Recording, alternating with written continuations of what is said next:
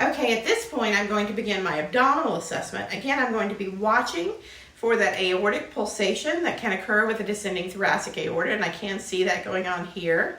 And I'm going to listen to the bowel sounds after I inspect the abdomen. I'm looking for the shape. He has a flat abdomen. Making sure you're looking at the hair distribution. There's obviously a normal distribution pattern for an adult male. And then I'm going to listen to the 4 quadrants.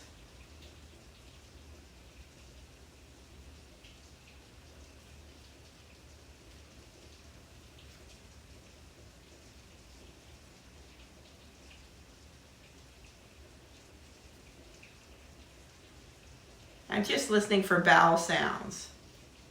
Okay, now I'm going to listen for the different areas where there could be vascular sounds. So I'm starting with the aortic. You can see where that pulsation is.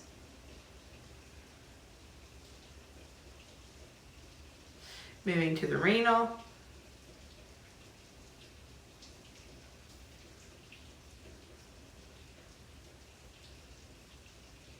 The iliac.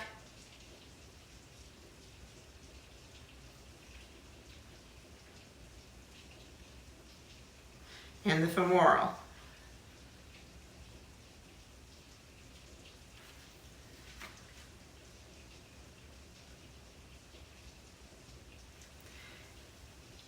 Next, I am going to percuss the abdomen.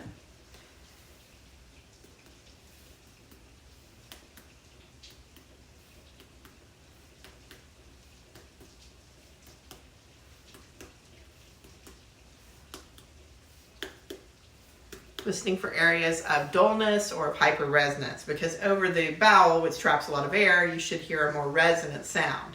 All right, so next I'm going to palpate using a clockwise motion. First of all, a light palpation, followed by a deep palpation, and then a location of different abdominal organs. Okay. My light palpation. Tell me if you experience any pain or tenderness while I'm doing this. Now I'm going to move more deeply. He's actually guarding a little bit. That's kind of a reflexive action, so I'm gonna have him move his knees up, kind of relax his abdomen. People don't really mean to guard. It just kind of happens as part of a reflexive action to that need to protect the underlying structures of the abdomen. Okay.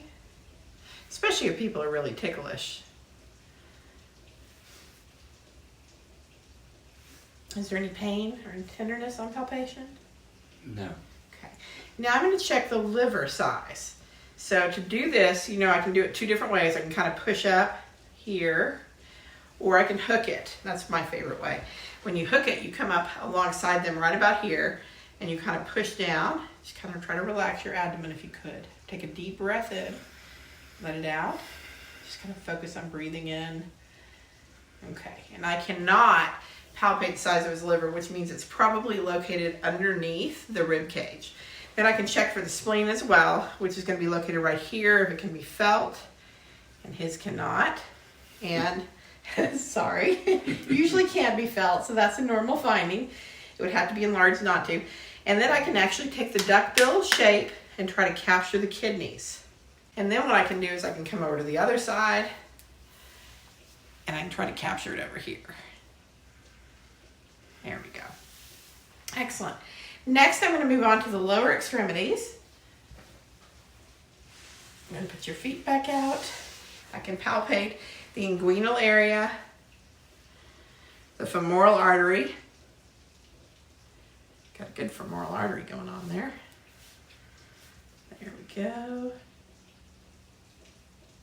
And I can look at the legs, see what the vasculature is. I can palpate the popliteals. And I would take off his socks. I'm not going to do that because I know his feet are cold. And I would palpate his dorsal pedalis and the posterior tibial. Check for capillary refill in the extremities. And then I'm going to assist him into a sitting position and we're going to stand up. Okay, if you could come on up. And then if I had a reflex hammer at home, I could test his reflexes, including his triceps reflex, his biceps reflex, his radial reflex, and I could test his patellar, and then eventually his Achilles as well by testing down on the back side of his foot. Not going to do that because I don't have a reflex hammer. So you're off the hook on that one. All right, so if you could go ahead and stand up for me. I'm going to have you bend at the knee and go into a squatting position. There you go. And his fluidity of motion is excellent. He's able to move up and down. Go ahead and come on back up. I can also do the Romberg test. So Mr. Stanley, I'm going to have you close your eyes, and I'm going to have you stand there with your arms together and your feet together and see if you can stand up straight. There's no leaning from side to side. His cerebellar function is intact. And then I would have him walk heel to toe, and you can open your eyes now. Then I would have him walk heel to toe to make sure that he had a good gait and good posturing. All right, and then at this point, I would go ahead, and as a male, I would go ahead and examine his scrotal sac by putting my hands around it and palpating it and palpating up, and then ring to check for hernias. But we're not going to do that today. Another thing I would do is I would give him a familiar object and ask him to identify what it is. So I'm going to give something to him. He doesn't even know what it is, so this is a real test. So I want you to close your eyes and tell me what I have handed you. A lighter. That's the cigarette lighter we bought for our cookout this weekend. Okay, very good.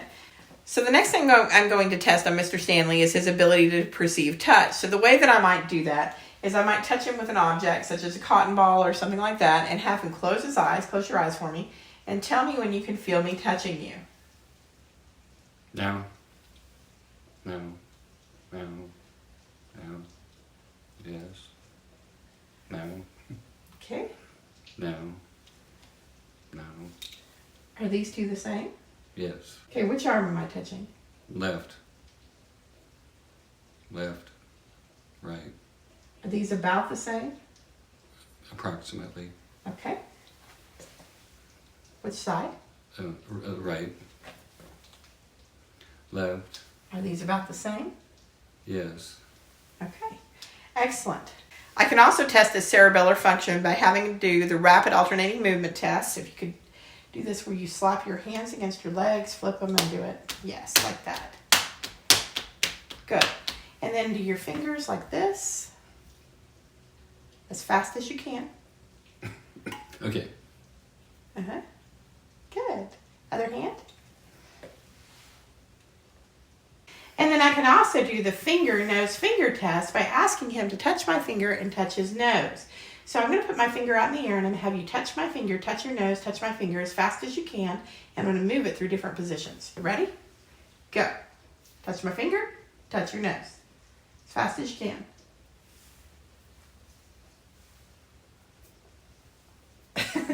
And you present a moving target, so it's supposed to be challenging. Thank you, Mr. Stanley, for all of your assistance today. I do appreciate it, and I know that our students will appreciate having a video that will guide them to be able to complete their physical assessment checkoff. You're welcome.